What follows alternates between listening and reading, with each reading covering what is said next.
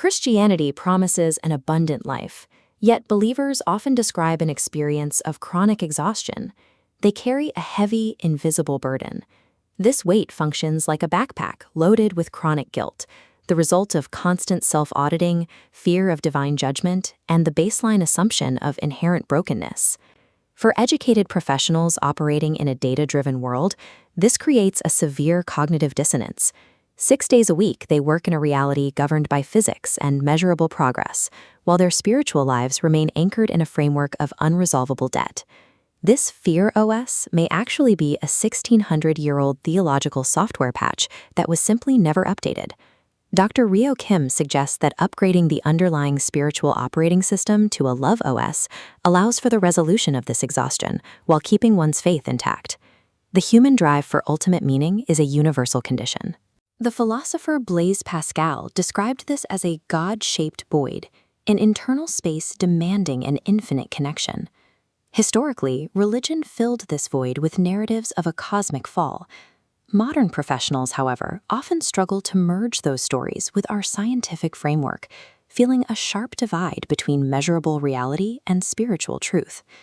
Dr. Kim's thesis posits that 13.8 billion years of cosmic evolution and the Genesis narrative are two distinct languages mapping the exact same topology.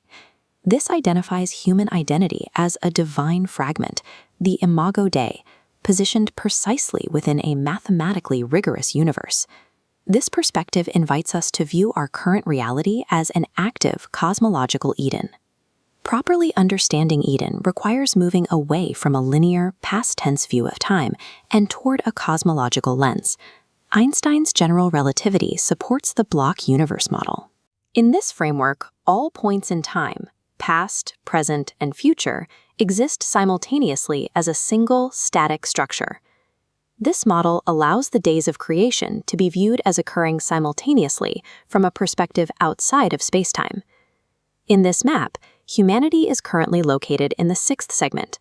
Because the 7th day of ultimate rest has not yet arrived, we are living actively inside the work of the 6th day. This timeline accounts for the 13.8 billion years of stellar nucleosynthesis required to forge the heavy elements necessary for biological life. Stellar evolution functioned as a deliberate physical preparation, creating the literal dust from which we are formed. The universe was building up to the exact moment you are experiencing right now. The scale of the cosmos functions as the physical mechanism of God's preparation for your existence today.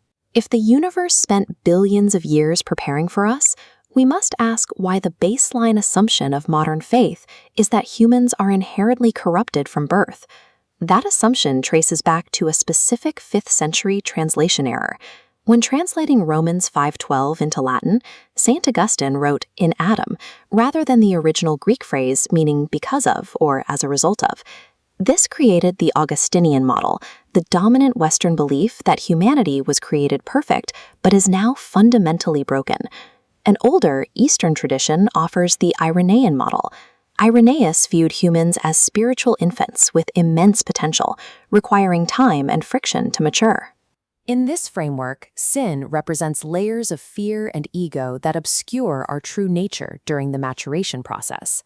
Dropping the heavy backpack involves recognizing yourself as a developing seedling meant to grow. We map the human architecture across 4 layers, starting with the physical body, forged from cosmic dust. Next is the mind, our logic and emotion, and the soul, the conscious observer making choices. At the center lies the divine fragment, the uncorrupted connection to the Creator. If we are uncorrupted at our core, we have to reconsider the tree of knowledge. Why place a potential for failure in the middle of Eden? The tree functioned as a spiritual barbell, a mechanism designed strictly for the exercise of free will, providing resistance necessary for an infant soul to mature. This theological concept aligns with the physical law of entropy. Creating order and growth in any system mathematically requires effort, energy, and friction. Choosing love and responsibility over the ego's easy path creates a very necessary friction we call white pain. While physical laws align with these theological truths, physics should not be used to definitively prove God. Science is a system that constantly updates its findings. Georges Lemaire, the physicist who first proposed the expanding universe, was also a Catholic priest. In 1951, Pope Pius XII wanted to officially declare Lemaire's Big Bang theory as scientific proof of the Genesis creation story. Lemaire stopped the Pope, arguing that physics and theology are independent systems. Fusing them into a single proof would leave faith vulnerable to every future scientific shift. Scientific discovery is often messy.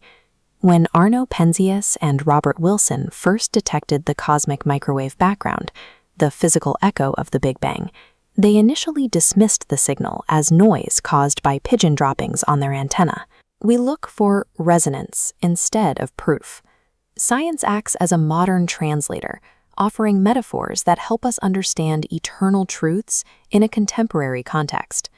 When science and faith stay in their respective lanes, their resonance reveals a universe designed with profound depth. In daily practice, how does a Millennium Christian operate in the workplace and the community? We can view our choices through a soul database, correlating spiritual actions to the physical law of conservation of energy. Just as energy cannot be destroyed, every act of love is permanently recorded within the fabric of the universe. This also applies to the spiritual community, or ecclesia. We see this mirrored in quantum entanglement, individuals gathering to create a new dimension of spiritual energy where the sum is greater than its parts. Heaven serves as the Eden game we play by engaging these laws right now, rather than a destination we wait for after death. Your daily life, from office spreadsheets to family dinners, is the literal location of Eden. The Genesis mandate to be fruitful, multiply, and govern serves as an invitation to engage with the complexity of creation. The Fear OS that has characterized much of the last 1600 years can be uninstalled and replaced by a Love OS.